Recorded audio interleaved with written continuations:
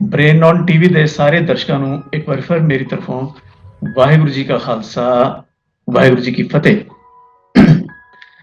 ਅੱਜ ਇਸ ਪ੍ਰੋਗਰਾਮ ਦੇ ਮਾਰਫਤ ਮੈਂ ਗਿਆਨੀ ਲਖਵੀਰ ਸਿੰਘ ਜੀ ਨੂੰ ਮੁਖਾਤਿਬ ਹੋਣਾ ਚਾਹੁੰਦਾ,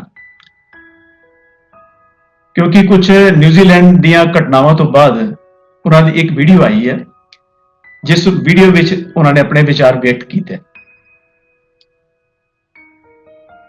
ਉਹਨਾਂ ਦੀ ਉਸ ਵੀਡੀਓ ਦੇ ਵਿੱਚ ਜਿਹੜੀ ਵਿਸ਼ੇਸ਼ ਤੌਰ ਤੇ ਜਿਹੜੀ ਸੈਕੰਡ ਵੀਡੀਓ ਆਈ, ਉਹਦੇ ਵਿੱਚ 3 ਨੁਕਤਿਆਂ ਬਾਰੇ ਮੈਂ ਗੱਲ ਕਰਨਾ ਚਾਹਾਂਗਾ। ਇੱਕ ਉਹਨਾਂ ਵੱਲੋਂ ਬਾਰ-ਬਾਰ ਵਰਤੇ ਗਏ ਸ਼ਬਦ ਔਕਾਤ ਦੀ, ਔਰ ਸੈਕੰਡ ਕੁਝ ਬੱਚਿਆਂ ਦੀ ਰਾਏ ਉਹਨਾਂ ਨੇ ਜਿਹੜੀ ਉਹ ਪੇਸ਼ ਕੀਤੀ ਕਿ ਹਾਊ ਦਾ ਚਿਲਡਰਨ ਥਿੰਕ, ਉਹ ਕਿਸ ਤਰ੍ਹਾਂ ਘਟਨਾਵਾਂ ਨੂੰ ਦੇਖਦੇ ਨੇ ਔਰ ਵਾਇਲੈਂਸ ਬਾਰੇ ਬੱਚੇ ਕੀ ਸੋਚਦੇ ਨੇ, ਉਸ ਬਾਰੇ ਆਪਾਂ ਗੱਲ ਕਰਾਂਗੇ।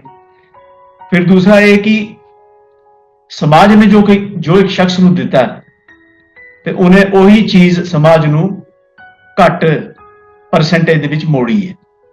ਇਹਨਾਂ 3 ਨੁਕਤਿਆਂ ਦੇ ਵਿੱਚ ਅਸੀਂ ਵਿਚਾਰ ਕਰਾਂਗੇ। ਸਭ ਤੋਂ ਪਹਿਲੇ ਔਕਾਤ ਸ਼ਬਦ।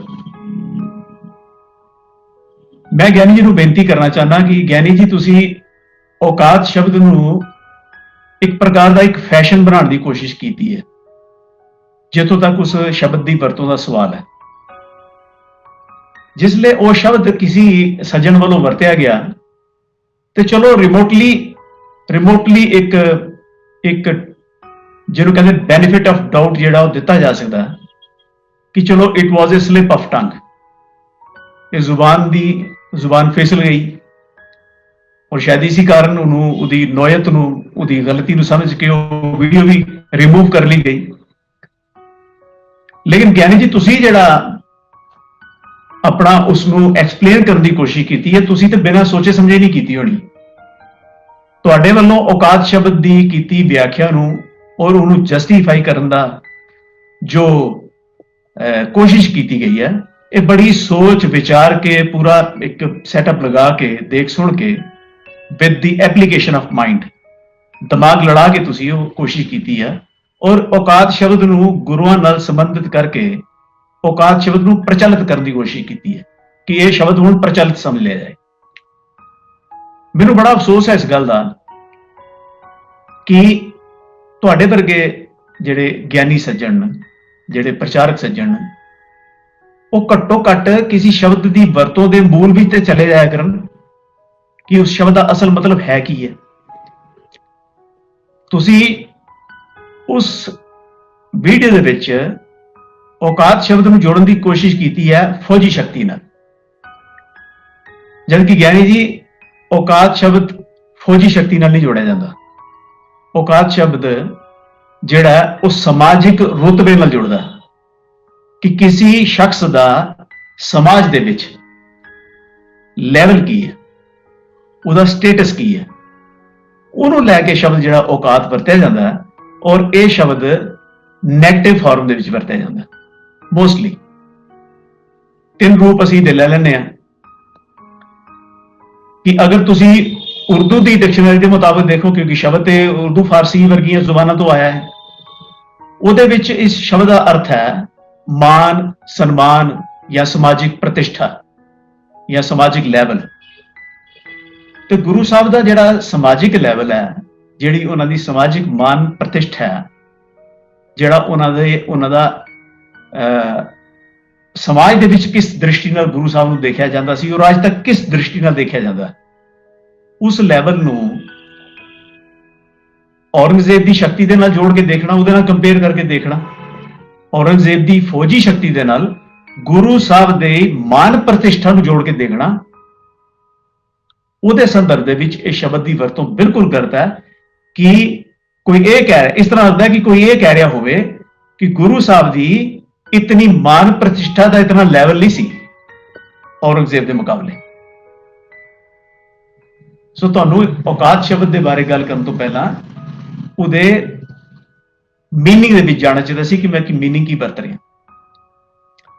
ਸੈਕੰਡ ਗੱਲ ਆ ਗਈ ਕਿ ਜਿਸਲੇ ਤੁਸੀਂ ਇਹ ਸ਼ਬਦ ਵਰਤ ਰਹੇ ਹੋ ਤੇ ਤੁਸੀਂ ਇੱਕ ਅਜੀਬ ਜੀ ਗੱਲ ਕਰ ਰਹੇ ਹੋ। ਕਿਉਂ? क्योंकि तुसी गुरु साहब की शूरवीरता नूं सूरा सो पहचानिए जो लड़े दीन के हेत के कॉन्सैप्ट तो वखरा करके तुसी किहदे नाल जोड़ के देख रहे हो कि शायद किसी जमीनी टुकड़े के उपर गुरु साहब की एक समर्था किन्नी सी कि कितने एक जमीनी टुकड़े नूं फौजी शक्ति दे नाल उत्ते काबज होना है, जबकि गुरु साहबान की जिहड़ी समर्थ है, उन्हां दा जिहड़ा लैवल है, उन्हां दी जिहड़ी पोजीशन है, वो उन्होंने किसी जमीन के टुकड़े पर कब्जा करने के पैरामीटर नाल नहीं ना पै जाता। किसी ने नहीं इतिहास के इस तरह उन्हों की समर्थ नूं नापिया जिस तरह तुसीं कोशिश की है या जिस तरह तुसीं एक्सप्लेन करने की कोशिश की है। सैकंड गल आ गई, बंदा सिंह बहादुर ने सरहंद फतेह किया, लेकिन जिहड़े साहिबजादियां ने उस तो पहला सुबह सरहंद के सामने खड़े होके उहदी अखां च अखां पा के जिसले अपनी जाना मारियां सन ते वो सच्ची वीरता सी। उस वेले उन्हां बच्चियां ने सुबह सरहंद के सामने खड़ के सिर्फ सरहंद नूं नहीं बल्कि दिल्ली नूं भी फतेह कीता सी। गुरु की फतेह इस पद्धर ते नापी जाती है। उन्होंने अपने दशमेश पिता जी लई उन्हां दो बच्चियां ने दिल्ली नूं फतेह कीता अपनी जान देके, और यही इस प्रकार की दिल्ली फतेह जिहड़ी है वो गुरु तेग बहादुर जी ने भी की सी कि जिसले अपने जान निसारां दे समेत दो तीन सिखां दे समेत जिसले ठीक ऐन लाल किले के सामने चांदनी चौक के विच जिसले खलो के उन्होंने उस जबर और तशद्दद का जिस सूरबीरता नाल मुकाबला किया ते उहदे विच जित गुरु साहब दी सी।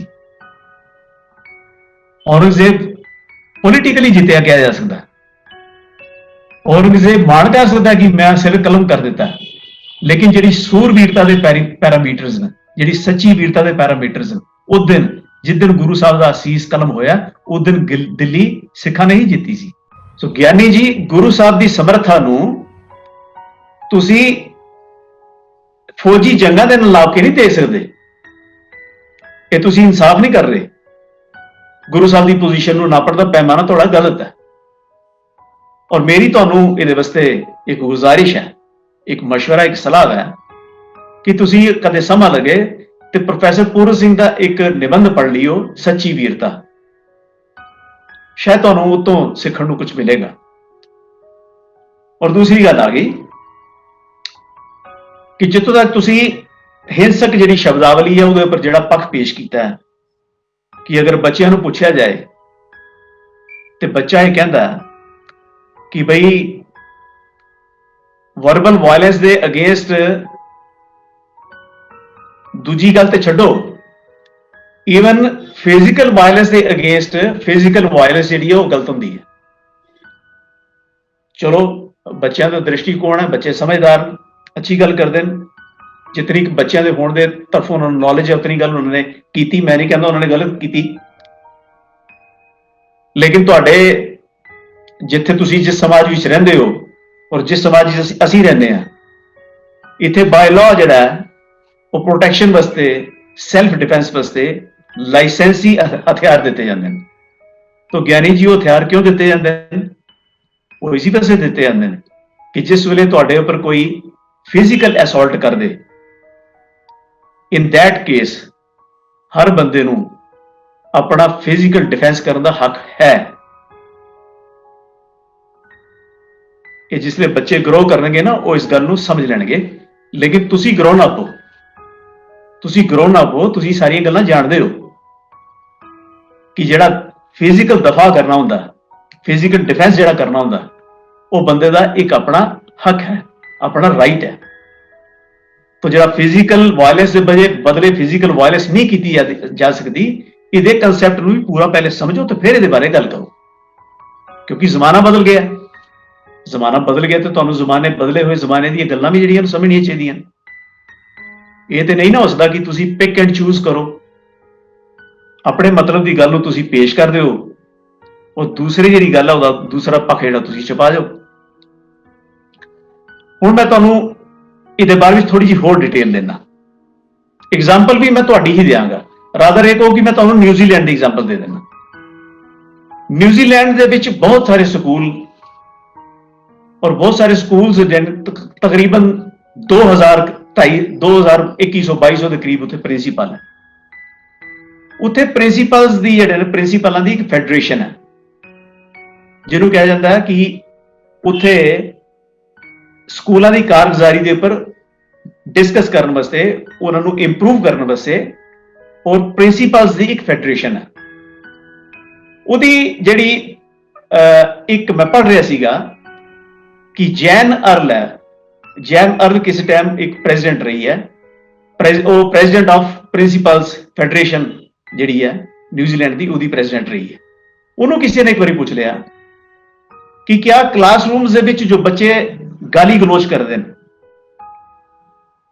जिन्हों असी अगर अंग्रेजी विच कहिए तो उन्होंने स्वीरिंग कहते हैं, प्रोफेन लैंग्वेज कहते हैं, फलीती कहते हैं, इनडिसेंट लैंग्वेज कहते हैं, जिहड़ी कि किसी स्टूडेंट दे प्रति टारगेटेड होए या टीचर के प्रति टारगेटेड होए। अगर बच्चे इस तरह की लैंग्वेज वरतन तो क्या वो मैटर करती है? उन्होंने किसी ने सवाल पूछा सी, उन्हें कहा हाँ ये एक सीरियस मैटर है और ये मैटर करती है और ये भी सुधार होना चाहिए और असी ये पर बकायदा पॉलिसी जिहड़ियां बनाने हैं।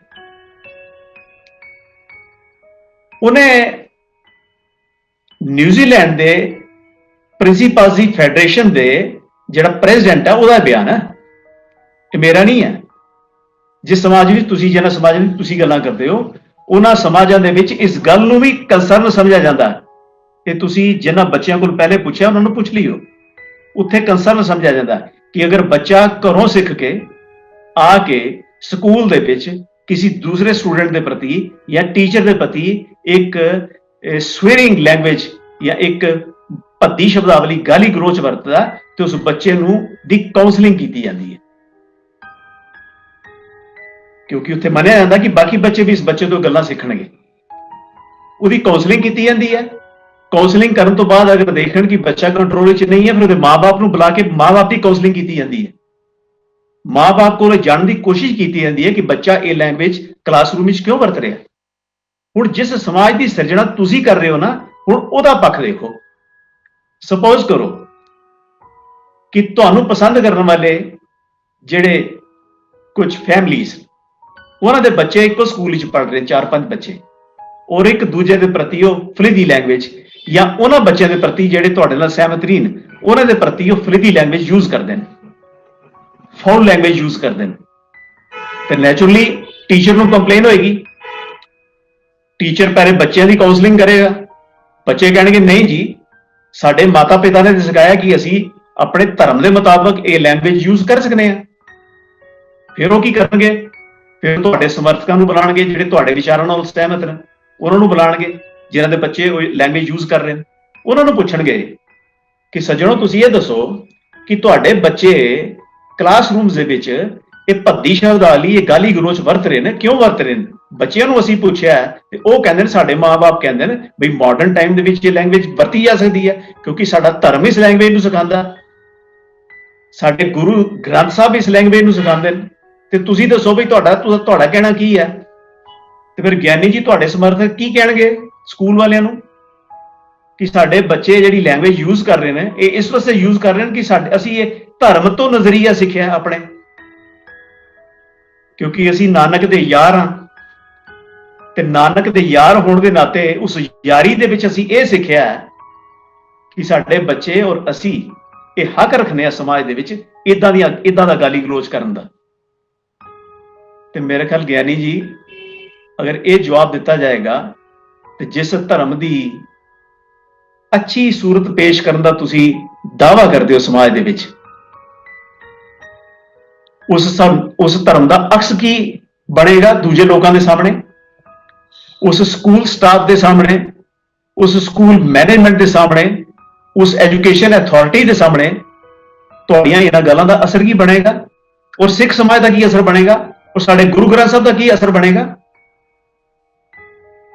साडे गुरु ग्रंथ साहब का इंप्रैशन की जाएगा, गुरु नानक साहब का इंप्रैशन की जाएगा उन लोगों के अगे भाई ये लोग तो ये कह रहे हैं कि असी ये स्कूल क्लासरूम के विच ये लैंग्वेज इस वास्ते वरत रहे हैं क्योंकि साडा गुरु सिखांदा और साडा गुरु सिखांदा ये गल सानूं साडे पेरेंट्स ने सिखाई है। ਗਿਆਨੀ ਜੀ ਤੁਹਾਡਾ ਇਹ ਆਰਗੂਮੈਂਟ ਸੁਣ ਕੇ ਮੈਂ ਤੇ ਹੈਰਾਨ ਪਰੇਸ਼ਾਨ ਹੋ ਗਿਆ। ਔਰ ਫਿਰ ਤੁਸੀਂ ਇਹਨੂੰ ਕਿਸ ਤਰ੍ਹਾਂ ਜਸਟੀਫਾਈ ਕਰਦੇ ਹੋ ਕਿ ਇੱਕ ਇਨਐਪਰੋਪ੍ਰੀਏਟ ਲੈਂਗੁਏਜ ਜਿਹੜੀ ਹੈ, ਜਿਹੜੀ ਆਫੈਂਸਿਵ ਹੈ, ਜਿਹੜੀ ਹਰਟਫੁਲ ਹੈ, ਜਿਹੜੀ ਇਨਫਲੇਮੇਟਰੀ ਹੈ, ਜਿਹਨੂੰ ਸਕੂਲ ਅਥਾਰਟੀਜ਼ ਕਹਿੰਦੀਆਂ ਨੇ ਕਿ ਇਹ ਲੈਂਗੁਏਜ ਠੀਕ ਨਹੀਂ ਹੈ, ਉਹਨੂੰ ਤੁਸੀਂ ਜਸਟੀਫਾਈ ਕਰਦੇ ਹੋ। ਉਹਨੂੰ ਜਸਟੀਫਾਈ ਕਰਕੇ ਤੁਸੀਂ ਬੱਚਿਆਂ ਨੂੰ ਸਿਖਾਉਂਦੇ ਹੋ। ਪਹਿਲੇ ਪੇਰੈਂਟਸ ਨੂੰ ਸਿਖਾਉਂਦੇ ਹੋ, ਪੇਰੈਂਟਸ ਫਿਰ ਬੱਚਿਆਂ ਨੂੰ ਸਿਖਾ ਰਹੇ। ਤੇ ਉਸ ਸਥਿਤੀ ਵਿੱਚ ਸਾਡਾ ਅਕਸ ਕੀ ਬਣੇਗਾ ਉਸ ਸੋਹਣੇ ਸਮਾਜ ਦੇ ਵਿੱਚ? ਕਿਆ ਉਹ ਇਹ ਸੋਚਣਗੇ, ਸੋਚਣ ਤੋਂ ਮਜਬੂਰ ਨਹੀਂ ਹੋਣਗੇ ਕਿ ਅਸੀਂ ਕਿਹੜਾ ਸਟੈਪ ਮਾਈਗ੍ਰੇਟ ਕਰਾ ਲਿਆ ਆਪਣੀ ਕੰਟਰੀ ਦੇ ਵਿੱਚ? ਇਹ ਕਿਸ ਕਿਸਮ ਦੇ ਲੋਕ ਸਾਡੀ ਸੋਸਾਇਟੀ ਵਿੱਚ ਆ ਕੇ ਵਸ ਰਹੇ ਨੇ ਕਿ ਜਿਹੜੇ ਗਾਲਾਂ ਕੱਢਣ ਨੂੰ ਧਰਮ ਕਹਿੰਦੇ ਨੇ, ਔਰ ਇਹ ਕਹਿੰਦੇ ਨੇ ਕਿ ਸਾਡੇ ਧਾਰਮਿਕ ਗ੍ਰੰਥਾਂ 'ਚ ਲਿਖੀਆਂ। ਗਿਆਨੀ ਜੀ ਮੇਰੀ ਬੇਨਤੀ ਹੈ ਕਿ ਤੁਸੀਂ ਨਿਊਜ਼ੀਲੈਂਡ ਦੇ ਕਿਸੇ ਸਕੂਲ ਦੇ ਵਿੱਚ ਜਾ ਕੇ ਉਹਨਾਂ ਦੇ ਜਿਹੜਾ ਫੈਡਰੇਸ਼ਨ ਆਫ ਪ੍ਰਿੰਸੀਪਲਸ ਹੈ, ਉਹਨਾਂ ਦੇ ਪ੍ਰੈਜ਼ੀਡੈਂਟ ਨੂੰ ਮਿਲੋ, ਉਹਨੂੰ ਪੁੱਛੋ, ਉਹ ਤੁਹਾਨੂੰ ਪਿਕਚਰ ਕਲੀਅਰ ਕਰੇਗਾ ਕਿ ਜਿਹੜੀ ਗੰਦੀ ਲੈਂਗੁਏਜ ਹੈ ਯੂਜ਼ ਕੀਤੀ ਜਾ ਸਕਦੀ ਨਹੀਂ ਕੀਤੀ ਜਾ ਸਕਦੀ। ਅਗਰ ਬੱਚੇ ਗੰਦੀ ਲੈਂਗੁਏਜ ਯੂਜ਼ ਕਰਦੇ ਨੇ ਤੇ ਸਮਾਜ ਦੀ ਬਣਤਰ ਕਿਸ ਤਰ੍ਹਾਂ ਦੀ ਬਣੇਗੀ? ਤੁਸੀਂ ਫੇਅਰਫੀਲਡ ਸਕੂਲ ਇੱਕ ਹੈ ਉੱਥੇ 11 ਦੇ ਵਿੱਚ, ਨਿਊਜ਼ੀਲੈਂਡ ਦੇ ਵਿੱਚ, ਉਹਨਾਂ ਦੀ ਐਂਟੀ ਸਵੀਰਿੰਗ ਪਾਲਿਸੀ ਪੜ੍ਹ ਲਓ। ਉਹਨਾਂ ਨੇ ਇੱਕ ਡਾਕੂਮੈਂਟ ਜਾਰੀ ਕੀਤਾ ਹੈ ਜਿਹਦੇ ਵਿੱਚ ਉਹਨਾਂ ਨੇ ਆਪਣੀ ਐਂਟੀ ਸਵੀਰਿੰਗ ਮੀਨ ਗਾਲੀ ਗਲੋਚ ਦੀ ਭਾਸ਼ਾ, ਐਂਟੀ ਸਵੀਰਿੰਗ ਪਾਲਿਸੀ ਜਾਰੀ ਕੀਤੀ ਉਹਨਾਂ ਨੇ। ਔਰ ਫਿਰ ਤੁਸੀਂ ਦੂਰ ਕੀ ਜਾਣਾ ਨਿਊਜ਼ੀਲੈਂਡ, ਤੁਸੀਂ ਇੰਟੈਰੀਓ ਮਿਨਿਸਟਰੀ ਆਫ ਐਜੂਕੇਸ਼ਨ ਦਾ ਜਿਹੜਾ ਉਹ ਬੱਚੇ ਦਾ ਬਿਹੇਵੀਅਰ ਡਾਈਵਰਸ ਕਲਾਸਰੂਮਸ ਦੇ ਵਿੱਚ, ਜਿਹਦੇ ਅਲੱਗ-ਅਲੱਗ ਪ੍ਰਕਾਰ ਦੇ ਅਲੱਗ-ਅਲੱਗ ਫੈਮਿਲੀਜ਼ ਦੇ ਬੱਚੇ ਪੜ੍ਹਦੇ ਨੇ, ਉਹਦੇ ਵਿੱਚ ਇੱਕ ਡਾਈਵਰਸ ਕਲਾਸਰੂਮ ਐਟਮੋਸਫੇਅਰ ਵਿੱਚ ਬੱਚੇ ਦਾ ਬਿਹੇਵ ਕੀ ਹੋਣਾ ਚਾਹੀਦਾ, ਕਿਆ ਉਹ ਗੰਦੀ ਲੈਂਗੁਏਜ ਯੂਜ਼ ਕਰ ਸਕਦਾ ਕਿ ਨਹੀਂ ਕਰ ਸਕਦਾ, ਇਹਦੇ ਬਾਰੇ ਵਿੱਚ ਤੁਸੀਂ ਓਨਟਾਰੀਓ ਮਿਨਿਸਟਰੀ ਆਫ ਐਜੂਕੇਸ਼ਨ ਦੇ ਡਾਕੂਮੈਂਟਸ ਨੂੰ ਪੜ੍ਹੋ। ਉਹ ਪੜ੍ਹ ਕੇ ਉਸ ਪਾਲਿਸੀ ਦੇ ਉੱਪਰ ਯਕੀਨ ਕਰੋ, ਉਸ ਡਾਕੂਮੈਂਟ ਦੇ ਉੱਪਰ ਯਕੀਨ ਕਰੋ। ਜਿੱਥੇ ਤੁਸੀਂ ਰਹਿੰਦੇ ਹੋ, ਮੈਂ ਬਾਰ-ਬਾਰ ਬੇਨਤੀ ਕਰਨਾ ਕਿ ਜਿੱਥੇ ਤੁਸੀਂ ਰਹਿੰਦੇ ਹੋ ਉਸ ਸਮਾਜ ਨੂੰ ਤਾਂ ਸਮਝ ਲਓ। ਤੁਸੀਂ ਉਸ ਸਮਾਜ ਨੂੰ ਸਮਝਿਆ ਨਹੀਂ। ਪਰ ਤੁਸੀਂ ਇੱਕ ਵਾਰੀ ਕਹਿ ਰਹੇ ਸੀ ਕਿ ਜਿਹੜੀ ਗੁਰਬਾਣੀ ਹੈ, ਅਗਰ ਅੱਜ ਗੁਰੂ ਨਾਨਕ ਸਾਹਿਬ ਅਮਰੀਕਾ ਹੁੰਦੇ ਤੇ ਉਹ ਕਿਹੜੀ ਬਾਣੀ ਉਚਾਰਦੇ? ਉਹ ਤੇ ਇੱਕ ਹਾਈਪੋਥੈਟੀਕਲ ਤੁਹਾਡਾ ਕੁਐਸਚਨ ਹੈ। ਮੈਂ ਤੁਹਾਨੂੰ ਇਹ ਪੁੱਛਣਾ ਚਾਹੁੰਦਾ ਕਿ ਤੁਸੀਂ ਤੇ ਬੈਠੇ ਹੋ, ਤੁਸੀਂ ਨਿਰਣਾ ਲਓ ਕਿ ਤੁਸੀਂ ਕੀ ਕਰਨਾ ਚਾਹੁੰਦੇ ਹੋ। ਤੁਸੀਂ ਆਪਣੇ ਮੁਲਕ ਦੇ ਕਾਨੂੰਨ ਨੂੰ ਵੀ ਮੰਨਣਾ ਚਾਹੁੰਦੇ ਹੋ ਕਿ ਨਹੀਂ ਮੰਨਣਾ ਚਾਹੁੰਦੇ? ਉੱਥੇ ਦੇ ਸਮਾਜਿਕ ਕਦਰਾਂ ਕੀਮਤਾਂ ਨੂੰ ਵੀ ਮੰਨਣਾ ਚਾਹੁੰਦੇ ਹੋ ਕਿ ਨਹੀਂ ਮੰਨਣਾ ਚਾਹੁੰਦੇ? ਉੱਥੇ ਦੀ ਐਜੂਕੇਸ਼ਨ ਪਾਲਿਸੀ ਪਰ ਵੀ ਤੁਹਾਡਾ ਯਕੀਨ ਹੈ ਕਿ ਨਹੀਂ ਹੈ? ਜੇ ਹੈ ਤੇ ਗਿਆਨੀ ਜੀ ਤੁਸੀਂ ਜਸਟੀਫਾਈ ਕਰਨ ਦੀ ਕੋਸ਼ਿਸ਼ ਨਾ ਕਰੋ। ਫਿਜ਼ੀਕਲ ਵਾਇਲੈਂਸ ਦੇ ਅਗੇਂਸਟ ਮੈਂ ਵੀ ਹਾਂ, ਗੱਲ ਕਹਿਣ ਦੀ ਆਜ਼ਾਦੀ ਦੇ ਹੱਕ ਵਿੱਚ ਮੈਂ ਵੀ ਹਾਂ। ਮੈਂ ਆਪਣੀਆਂ ਪਿਛਲੀਆਂ ਵੀਡੀਓਜ਼ ਵਿੱਚ ਦੁਹਰਾ ਚੁੱਕਿਆ ਔਰ ਮੈਂ ਇਸ ਗੱਲ ਦੇ ਉੱਪਰ ਵੀ ਪੂਰਾ ਸਹਿਮਤ ਹਾਂ ਕਿ ਕਾਨੂੰਨੀ ਦ੍ਰਿਸ਼ਟੀ ਦੇ ਨਾਲ ਕਾਨੂੰਨ ਬਾਰੂ ਹੈ। ਕਾਨੂੰਨ ਕਿਸੇ ਬੰਦੇ ਨੂੰ ਕਿਸੇ ਦੀ ਕਹੀ ਗੱਲ ਦਾ ਜਵਾਬ ਹਿੰਸਾ ਵੀ ਦੇਣ ਦਾ ਅਧਿਕਾਰ ਨਹੀਂ ਹੈ। ਇਹਨੂੰ ਕਾਨੂੰਨ ਦੇ ਮੁਤਾਬਕ ਗਲਤ ਸਮਝਿਆ ਜਾਂਦਾ। ਲੇਕਿਨ ਗਿਆਨੀ ਜੀ ਮੈਂ ਇਹ ਵੀ ਦੁਹਰਾ ਚੁੱਕਾ ਕਿ ਇਹ ਦ੍ਰਿਸ਼ਟੀਕੋਣ ਜਿਹੜਾ ਨਾ ਸਮਾਜ ਵਿੱਚ ਨਹੀਂ ਚੱਲਦਾ। ਸਮਾਜ ਦਾ ਦ੍ਰਿਸ਼ਟੀਕੋਣ ਇੱਕ ਅਲੱਗ ਪ੍ਰਕਾਰ ਦਾ ਦ੍ਰਿਸ਼ਟੀਕੋਣ ਹੁੰਦਾ। ਹੁਣ ਗੁਰੂ ਗੋਬਿੰਦ ਸਿੰਘ ਜੀ ਜਾਂ ਗੁਰੂ ਤੇਗ ਬਹਾਦਰ ਜੀ ਇਹ ਕਾਨੂੰਨ ਦੀ ਉਸਰੇ ਨਜ਼ਰਾਂ ਦੇ ਵਿੱਚ ਬਾਗੀ ਸੀਗੇ। ਗੁਰੂ ਤੇਗ ਬਹਾਦਰ ਜੀ ਨੇ ਜਿਹੜੇ ਮੀਰੀ ਪੀਰੀ ਦੀਆਂ ਤਲਵਾਰਾਂ ਧਾਰਨ ਕੀਤੀਆਂ ਨੇ ਔਰ ਜਿਹੜੇ ਇੱਕ ਤਖਤ ਦੀ ਸਿਰਜਣਾ ਕੀਤੀ ਹੈ, ਉਸ ਲਈ ਉਹ ਕਾਨੂੰਨ ਦੀ ਨਿਗਾਹ ਵਿੱਚ ਬਾਗੀ ਸਨ। ਔਰ ਕਾਨੂੰਨ ਦੀ ਨਿਗਾਹ ਦੇ ਵਿੱਚ ਰਾਜਾ ਇੱਕ ਕਾਨੂੰਨ ਸੀ ਤੇ ਉਹਦੀ ਨਿਗਾਹ ਦੇ ਵਿੱਚ ਕੂੜ ਦੀ ਦੁਕਾਨ ਚਲਾਉਣ ਵਾਲੇ ਉਹਦੀ ਨਿਗਾਹ ਦੇ ਉਹਦੇ ਮੁਤਾਬਕ ਉਹ ਕਹਿੰਦਾ ਸੀ ਵੀ ਇਹ ਦੁਕਾਨ ਕੂੜ ਦੀ ਦੁਕਾਨ ਹੈ, ਇਹ ਕਾਨੂੰਨ ਦੇ ਖਿਲਾਫ ਚੱਲ ਰਹੀ ਹੈ, ਮੇਰੇ ਅਮਨ ਅਮਾਨ ਦੇ ਖਿਲਾਫ ਚੱਲ ਰਹੀ ਹੈ ਗੁਰੂ ਸਾਹਿਬ ਦੀ ਦੁਕਾਨ। ਇਹ ਉਸ ਕਾਨੂੰਨ ਦਾ ਨਜ਼ਰੀਆ ਸੀ। ਲੇਕਿਨ ਸਿੱਖਾਂ ਦਾ ਸਮਾਜਿਕ ਦ੍ਰਿਸ਼ਟੀਕੋਣ ਕਾਨੂੰਨ ਦੇ ਨਜ਼ਰੀਏ ਨਾਲ ਨਹੀਂ ਸੀ ਚੱਲ ਰਿਹਾ, ਉਹ ਵੱਖਰਾ ਚੱਲ ਰਿਹਾ ਸੀ। ਉਹਦੇ ਉੱਪਰ ਨਾ ਤੁਹਾਡਾ ਕੰਟਰੋਲ ਹੈ ਗਿਆਨੀ ਜੀ, ਨਾ ਮੇਰਾ ਕੰਟਰੋਲ ਹੈ। ਤੁਸੀਂ ਵੀ ਫਿਜ਼ੀਕਲ ਹਿੰਸਾ ਦਾ ਵਿਰੋਧ ਕਰੋ, ਉਸ ਘਟਨਾ ਦਾ ਵਿਰੋਧ ਕਰੋ, ਮੈਂ ਵੀ ਕਰਦਾ ਹਾਂ। ਲੇਕਿਨ ਸਮਾਜ ਦਾ ਬਹੁਤ ਵੱਡਾ ਜਿਹੜਾ ਤਬਕਾ ਹੈ ਉਹਦੇ ਦ੍ਰਿਸ਼ਟੀਕੋਣ ਵੱਖਰਾ ਹੋਏਗਾ ਔਰ ਉਸ ਸਮਾਜ ਦੇ ਪ੍ਰਤੀ ਸਾਡੀ ਜ਼ਿੰਮੇਵਾਰੀ ਬਣਦੀ ਹੈ ਕਿ ਅਸੀਂ ਜਿੱਥੇ ਆਪਣਾ ਉਹਨਾਂ ਨੂੰ ਦ੍ਰਿਸ਼ਟੀਕੋਣ ਸਮਝਾ ਰਹੇ ਹਾਂ, ਉਹਨਾਂ ਦਾ ਦ੍ਰਿਸ਼ਟੀਕੋਣ ਵੀ ਸਮਝੀਏ। ਹੁਣ ਦੂਸਰੀ ਗੱਲ ਆ ਗਈ ਕਿ ਜਿਸ ਤਰ੍ਹਾਂ ਮੈਂ ਤੁਹਾਨੂੰ ਦੱਸਿਆ ਕਿ ਇਹ ਗੱਲ ਆਸ ਕਰਦਾ ਕਿ ਤੁਸੀਂ ਸਮਝ ਗਏ ਹੋਵੋਗੇ ਕਿ ਸਾਡੇ ਅਗਰ ਬੱਚੇ ਸਾਡੇ ਕੋਲੋਂ ਇਹ ਸਿੱਖ ਕੇ ਸਾਡਾ ਰੇਡੀਓ ਸੁਣ ਕੇ, ਸਾਡੇ ਵੱਲੋਂ ਚਲਾਏ ਜਾਏ ਰੇਡੀਓ ਨੂੰ ਸੁਣ ਕੇ ਇਹ ਚੀਜ਼ ਅਡਾਪਟ ਕਰਨਾ ਸ਼ੁਰੂ ਕਰ ਦਿੰਦੇ ਨੇ ਕਿ ਗਾਲੀ ਗਲੋਚ ਕਰਨਾ ਜਾਇਜ਼ ਹੈ, ਤੇ ਉਹ ਕਿਸ ਕਿਸਮ ਦੇ ਵਿਰਸੇ ਨੂੰ ਪੇਸ਼ ਕਰਨੇ ਕਿ ਜਿੱਥੇ ਸਾਰੀ ਬਦਨਾਮੀ ਸਾਡੇ ਸਕ੍ਰਿਪਚਰਸ ਦੇ, ਸਾਡੇ ਗੁਰੂ ਸਾਹਿਬਾਨ ਦੇ ਉੱਪਰ ਆਏਗੀ ਕਿ ਬਈ ਇਹਨਾਂ ਦੇ ਗੁਰੂ ਸਾਹਿਬਾਨ ਨੇ ਸਿਖਾਇਆ ਇਹਨਾਂ ਨੂੰ ਇਹ ਗਾਲਾਂ ਕੱਢਣੀਆਂ ਤੁਹਾਡੀ ਥਿਊਰੀ ਦੇ ਮੁਤਾਬਕ। ਉਹ ਤੁਸੀਂ ਇਹਦੇ ਪਰ ਵਿਚਾਰ ਕਰੋ। ਹੁਣ ਆ ਗਿਆ ਕਿ ਤੁਸੀਂ ਗੱਲ ਕਹੀ ਹੈ, ਮੈਂ ਕਹਿੰਦਾ ਕਿ ਤੁਸੀਂ ਮੰਨ ਲਿਆ, ਐਕਸੈਪਟ ਕਰ ਲਿਆ ਕਿ ਸਮਾਜ ਨੇ ਜੋ ਕੁਝ ਦਿੱਤਾ ਕਿਸੇ ਸੱਜਣ ਨੂੰ, ਉਹੀ ਕੁਝ ਸਮਾਜ ਨੂੰ ਮੋੜਿਆ ਉਹਨੇ। ਤੇ ਤੁਹਾਡੇ ਮੁਤਾਬਕ, ਤੁਹਾਡੇ ਕਹਿਣ ਦਾ ਮੁਤਾਬਕ ਇਹ ਕਿ ਸਮਾਜ ਨੇ ਉਸ ਸੱਜਣ ਨੂੰ ਬਹੁਤ ਤਕਲੀਫ, ਬਹੁਤ ਦੁੱਖ ਤੇ ਬਹੁਤ ਗੰਦੀ ਭਾਸ਼ਾ ਤੇ ਬਹੁਤ, ਇਹ ਕਹਿੰਦੇ ਨੇ ਕਿ ਬਹੁਤ ਗੰਦਾ ਜਿਹਾ ਮੈਟੀਰੀਅਲ ਉਸ ਸੱਜਣ ਦੀ ਝੋਲੀ 'ਚ ਪਾਇਆ ਸਮਾਜ ਨੇ, ਜਿਹਦੇ ਵਿੱਚੋਂ ਕੁਝ ਪਰਸੈਂਟੇਜ ਉਹਨੇ ਵਾਪਸ ਕਰ ਦਿੱਤਾ ਕਿ ਤੁਸੀਂ 1% ਕਿਹਾ। ਚਲੋ ਤੁਸੀਂ 1 ਕਿਹਾ, ਉਸ ਦਾ 2% ਹੋਏ, ਉਸ ਦਾ 4% ਹੋਏ, ਉਸ ਦਾ 5% ਹੋਏ, ਉਸ ਦਾ 50% ਹੋਏ। ਚਲੋ ਮੈਂ 1% ਹੀ ਲਗਾਨਾ, ਪਰ ਤੁਸੀਂ ਇੱਕ ਚੀਜ਼ ਤੇ ਐਗਰੀ ਕਰ ਲਿਆ ਨਾ ਇਸ ਗੱਲ ਦੇ ਉੱਪਰ ਕਿ ਗੰਦ ਦੇ ਬਦਲੇ ਜੋ ਦਿੱਤਾ ਗਿਆ ਉਹ ਵੀ ਗੰਦ ਹੀ ਸੀ।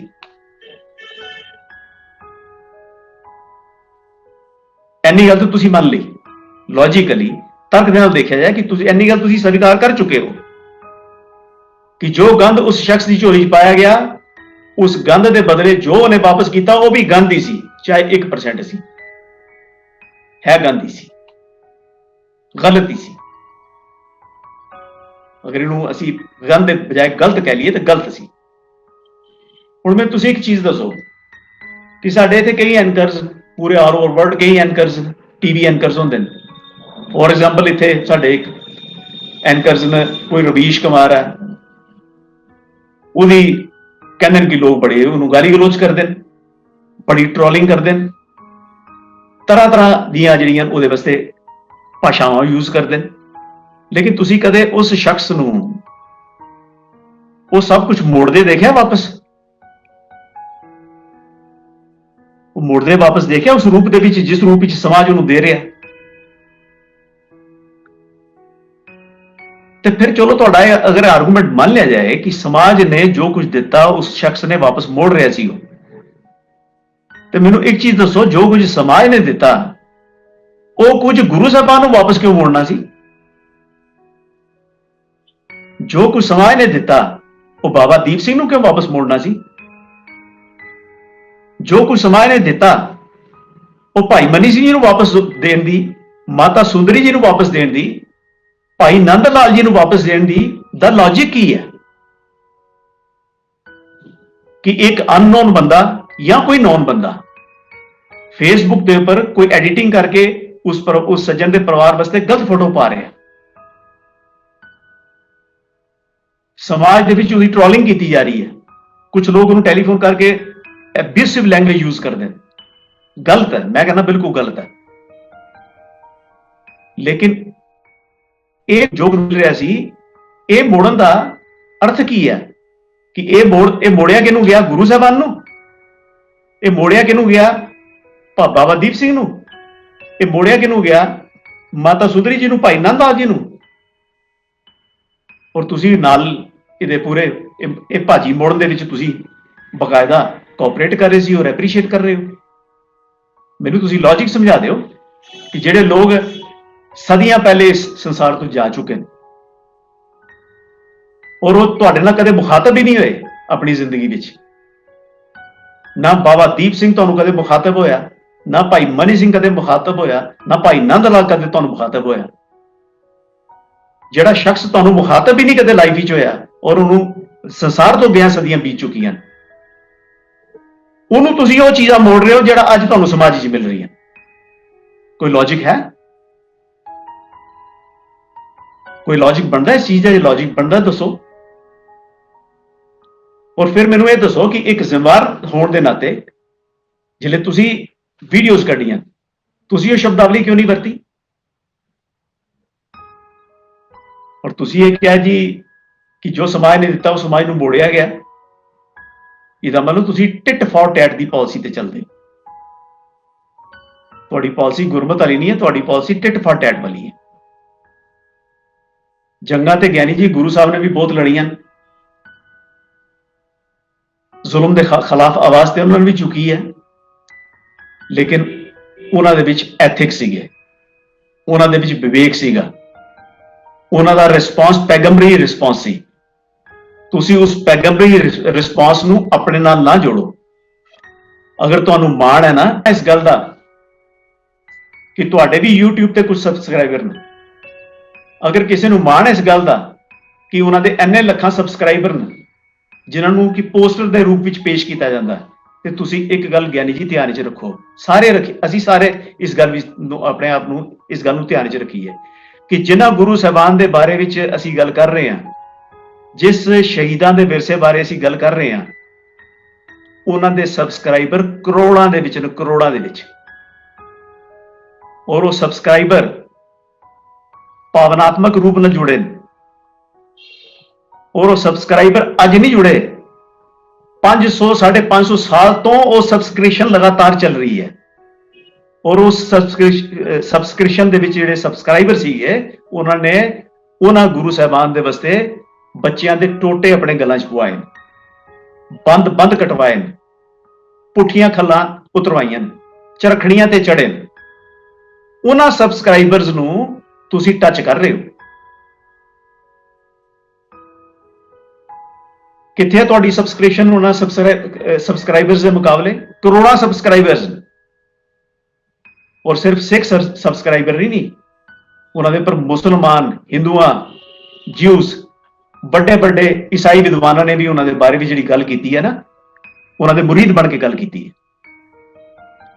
ਬੜੀ ਤਹਿਜ਼ੀਬ, ਬੜੇ ਅਦਬ ਨਾਲ, ਬੜੇ ਖਲੂਸ ਨਾਲ ਗੱਲ ਕੀਤੀ ਹੈ ਉਹਨਾਂ ਦੇ ਬਾਰੇ 'ਚ ਗੱਲ ਕਰਦੇ, ਉਹਨਾਂ ਦੇ ਬਾਰੇ ਗੱਲ ਕਰਦੇ ਉਹਨਾਂ ਨੇ ਇਹ ਔਕਾਤ ਵਰਗੀਆਂ ਗੱਲਾਂ ਨੂੰ ਯੂਜ਼ ਨਹੀਂ ਕੀਤਾ।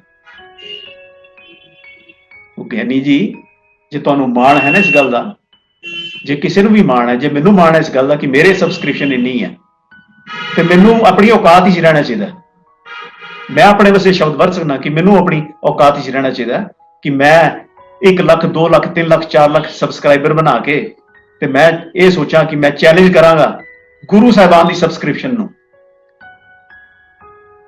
ਤੇ ਮੇਰਾ ਖਿਆਲ ਇਹ ਮੇਰੀ ਗਲਤੀ ਹੋਏਗੀ।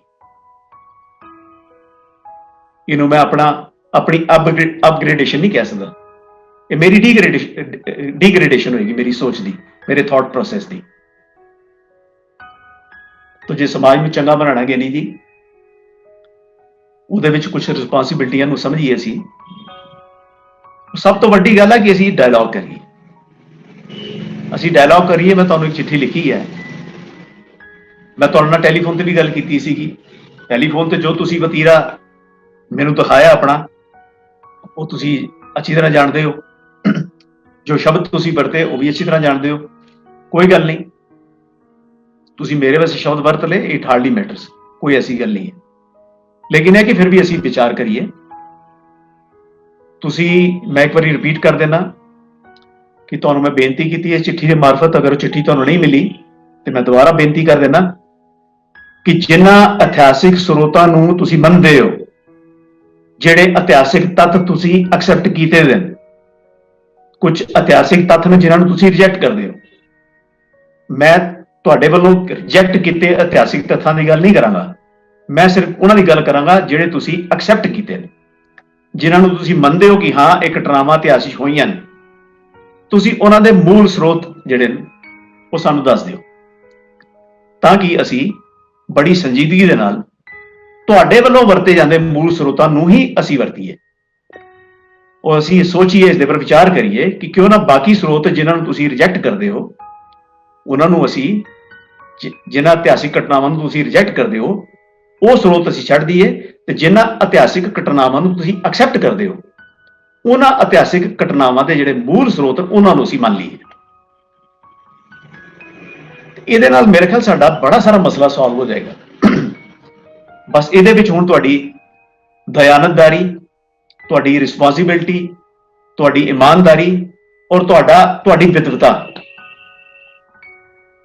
ਇਹਦੀ ਪਰਖ ਹੈ ਹੁਣ, ਔਰ ਇਸ ਟੈਸਟ ਦੇ ਵਿੱਚੋਂ ਤੁਹਾਨੂੰ ਨਿਕਲਣਾ ਪਏਗਾ। ਜੇ ਤੁਸੀਂ ਇਸ ਤੋਂ ਬਚ ਕੇ ਨਿਕਲਣਾ ਚਾਹੋ, ਜੇ ਤੁਸੀਂ ਇਸ ਜ਼ਿੰਮੇਵਾਰੀ ਤੋਂ ਪਾਸਾ ਵੱਟ ਜਾਓ, ਤੇ ਫਿਰ ਇਸ ਤੋਂ ਸਪਸ਼ਟ ਹੋਏਗਾ ਕਿ ਤੁਹਾਡੇ ਜਿਹੜੇ ਆਪਣੇ ਕੰਧੇ ਨੇ ਉਹ ਇੱਕ ਜ਼ਿੰਮੇਵਾਰ ਸ਼ਖਸ ਦੇ ਕੰਧੇ ਨਹੀਂ ਹਨ। ਤੁਹਾਡੀ ਜਿਹੜੀ ਆਪਣੀ ਸੋਚ ਹੈ ਉਹ ਇੱਕ ਜ਼ਿੰਮੇਵਾਰ ਸ਼ਖਸ ਦੀ ਸੋਚ ਨਹੀਂ ਹੈ, ਇੱਕ ਜ਼ਿੰਮੇਵਾਰ ਪ੍ਰਚਾਰਕ ਦੀ ਸੋਚ ਨਹੀਂ ਹੈ ਕਿ ਉਹ ਆਪਣੀ ਕਹੀਆਂ ਹੋਈਆਂ ਗੱਲਾਂ ਦੇ, ਸਾਨੂੰ ਆਪਣੇ ਵੱਲੋਂ ਸਵੀਕਾਰ ਕੀਤੀਆਂ ਹੋਈਆਂ ਗੱਲਾਂ ਦੇ ਸਾਨੂੰ ਮੂਲ ਸਰੋਤਾਂ ਦੱਸੇ। ਔਰ ਇਹ ਬਹੁਤ ਜ਼ਰੂਰੀ ਹੈਗਾ ਨਹੀਂ ਜੀ, ਕਿਉਂਕਿ ਜਿਸ ਵੇਲੇ ਤੁਸੀਂ ਮੂਲ ਸਰੋਤ ਪੇਸ਼ ਕਰੋਗੇ ਤੇ ਜਿਹੜਾ ਬੜਾ ਵੱਡਾ ਇੱਕ ਪ੍ਰੋਪੇਗੈਂਡਾ ਜਿਹੜਾ ਜਾਂ ਇੱਕ ਡਿਫਰੈਂਸ ਆਫ ਓਪੀਨੀਅਨ ਚੱਲ ਰਿਹਾ ਕਿ ਇਤਿਹਾਸ ਤੇ ਪੂਰੀ ਲਕੀਰ ਮਾਰਨੀ ਹੈ, ਉਹ ਸਰੋਤ ਨਹੀਂ ਮੰਨਣਾ, ਉਹ ਸਰੋਤ ਨਹੀਂ ਮੰਨਣਾ, ਉਹ ਕੈਰੈਕਟਰ ਗਲਤ, ਉਹ ਕੈਰੈਕਟਰ ਗਲਤ, ਕਿਉਂਕਿ ਉੱਥੇ ਗਲਤ ਹੈ, ਕਿਉਂਕਿ ਉੱਥੇ ਗਲਤ ਹੈ। ਇਹ ਸਾਰੇ ਦੇ ਉੱਪਰ ਅਸੀਂ ਕਮ ਸੇ ਕਮ ਕਿਸੇ ਇੱਕ ਨਿਰਣੇ ਤੇ ਪਹੁੰਚੀਏ ਕਿ ਬਈ ਇਹਨਾਂ ਚੀਜ਼ਾਂ ਨੂੰ ਰਿਜ਼ੋਲਵ ਕਿਸ ਤਰ੍ਹਾਂ ਕੀਤਾ। ਜਿੱਥੋਂ ਤੱਕ ਤੁਹਾਡਾ ਇਹ ਕੰਸਰਨ ਹੈ ਕਿ ਕੱਲ ਨੂੰ ਸਾਨੂੰ ਸਿੱਖ ਇਤਿਹਾਸ ਬਾਰੇ ਕੋਈ ਪੁੱਛੇਗਾ ਤੇ ਅਸੀਂ ਕੀ ਜਵਾਬ ਦੇਵਾਂਗੇ, ਤੇ ਪਹਿਲਾਂ ਇਹ ਦੱਸੋ ਕਿ ਤੁਹਾਨੂੰ ਪੁੱਛ ਕੌਣ ਰਿਹਾ। ਤੁਸੀਂ ਆਪ ਹੀ ਇੱਕ ਇਮੈਜਿਨਰੀ ਸਵਾਲ ਕ੍ਰੀਏਟ ਕਰ ਲਓ ਤੇ ਆਪ ਹੀ ਉਹਨੂੰ ਸਮੱਸਿਆ ਬਣਾ ਕੇ ਬੈਠ ਜਾਓ ਤੇ ਉਹ ਗੱਲ ਵੱਖਰੀ ਹੈ। ਲੇਕਿਨ ਫਿਰ ਵੀ ਅਗਰ ਤੁਸੀਂ ਉਹਦਾ ਹੱਲ ਚਾਹੁੰਦੇ ਹੋ ਤੇ ਜਿਹੜੀਆਂ ਘਟਨਾਵਾਂ ਨੂੰ ਤੁਸੀਂ ਐਕਸੈਪਟ ਕੀਤਾ, ਮੈਂ ਰਿਪੀਟ ਕਰ ਦੇਣਾ ਕਿ ਜਿਹੜੀਆਂ ਘਟਨਾਵਾਂ ਨੂੰ ਤੁਸੀਂ ਐਕਸੈਪਟ ਕੀਤਾ ਕਰਕੇ ਚੱਲਦੇ ਹੋ, ਮੰਨ ਕੇ ਚੱਲਦੇ ਹੋ ਘਟਨਾਵਾਂ ਹੋਈਆਂ ਨੇ, ਉਹਨਾਂ ਘਟਨਾਵਾਂ ਦੇ ਮੂਲ ਸਰੋਤ ਦੱਸ ਦਿਓ ਤਾਂ ਕਿ ਕੱਲ ਨੂੰ ਜਿਹੜੇ ਸਾਨੂੰ ਕੋਈ ਪੁੱਛੇਗਾ ਅਸੀਂ ਉਹਨਾਂ ਮੂਲ ਸਰੋਤਾਂ ਤੋਂ ਜਵਾਬ ਦੇ ਦੇਵਾਂਗੇ। ਤੇ ਉਹ ਜਵਾਬ ਦੇਣ ਦੀ ਜਿਹੜੀ ਗੱਲ ਹੈ ਉਹ ਰਿਸਪੌਂਸਿਬਿਲਿਟੀ ਤੁਸੀਂ ਵੀ ਨਿਭਾਓ ਨਾ। ਤੁਸੀਂ ਸਿਰਫ ਸਵਾਲ ਪੁੱਛੀ ਜਾਂਦੇ ਹੋ ਔਰ ਮੂਲ ਸਰੋਤ ਦੱਸ ਨਹੀਂ ਰਹੇ, ਇਸ ਕਰਕੇ ਤੁਸੀਂ ਮੂਲ ਸਰੋਤ ਦੱਸੋ। ਸੋ ਇਸ ਚਰਚਾ ਦੇ ਅੰਤ ਦੇ ਵਿੱਚ ਮੈਂ ਇਹੀ ਕਹਾਂਗਾ ਕਿ ਤੁਸੀਂ ਔਕਾਤ ਸ਼ਬਦ ਨੂੰ ਚੰਗੀ ਤਰ੍ਹਾਂ ਸਮਝ ਲਓ, ਉਹਦੇ ਮੂਲ ਨੂੰ ਸਮਝੋ, ਉਹਦੇ ਕੰਟੈਕਸਟ ਨੂੰ ਸਮਝੋ ਕਿ ਕਿਸ ਕੰਟੈਕਸਟ ਵਿੱਚ ਯੂਜ਼ ਕੀਤਾ ਜਾਂਦਾ। ਸੈਕੰਡ, ਤੁਸੀਂ ਸਮਾਜ ਤੋਂ ਜੋ ਲਿਆ ਔਰ ਸਮਾਜ ਨੂੰ ਜੋ ਦੇਣਾ ਇਸ ਬਾਰੇ ਕਿ ਆਪਣੀ ਕਈ ਗੱਲ ਤੇ ਗੌਰ ਕਰੋ।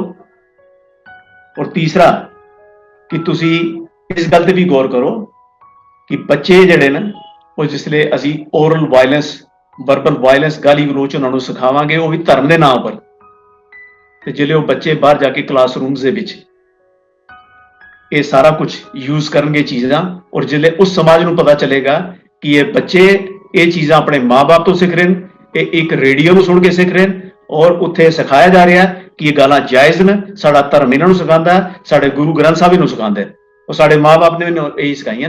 ਤੇ ਉਹ ਉਸ ਕਾਉਂਸਲਿੰਗ ਵੇਲੇ ਤੁਹਾਨੂੰ ਕੀ ਸਮਝਣਗੇ, ਤੁਹਾਡੇ ਬਾਰੇ ਕੀ ਸੋਚਣਗੇ, ਸਿੱਖਾਂ ਬਾਰੇ ਕੀ ਸੋਚਣਗੇ, ਸਾਡੇ ਗੁਰੂ ਗ੍ਰੰਥ ਸਾਹਿਬ ਬਾਰੇ ਕੀ ਸੋਚਣਗੇ। ਇਹਨਾਂ ਸਾਰੀਆਂ ਗੱਲਾਂ ਤੇ ਗੌਰ ਕਰੋ, ਇਹ ਮੇਰੀ ਬੇਨਤੀ ਹੈ। ਇਹਨਾਂ ਸ਼ਬਦਾਂ ਨਾਲ ਲਈ ਮੈਂ ਆਪ ਜੀ ਤੋਂ ਇਜਾਜ਼ਤ ਚਾਹਨਾ ਔਰ ਮੈਂ ਆਸ ਕਰਦਾ ਕਿ ਤੁਸੀਂ ਛੇਤੀ ਤੋਂ ਛੇਤੀ ਉਹਨਾਂ ਮੂਲ ਸਰੋਤਾਂ ਨੂੰ ਲੈ ਕੇ ਸਾਨੂੰ ਜਾਣਕਾਰੀ ਦਿਓਗੇ ਜਿਨ੍ਹਾਂ ਮੂਲ ਸਰੋਤਾਂ ਦੇ ਨੂੰ ਤੁਸੀਂ ਐਕਸੈਪਟ ਕਰਦੇ ਹੋ। ਵਾਹਿਗੁਰੂ ਜੀ ਕਾ ਖਾਲਸਾ, ਵਾਹਿਗੁਰੂ ਜੀ ਕੀ ਫਤਿਹ।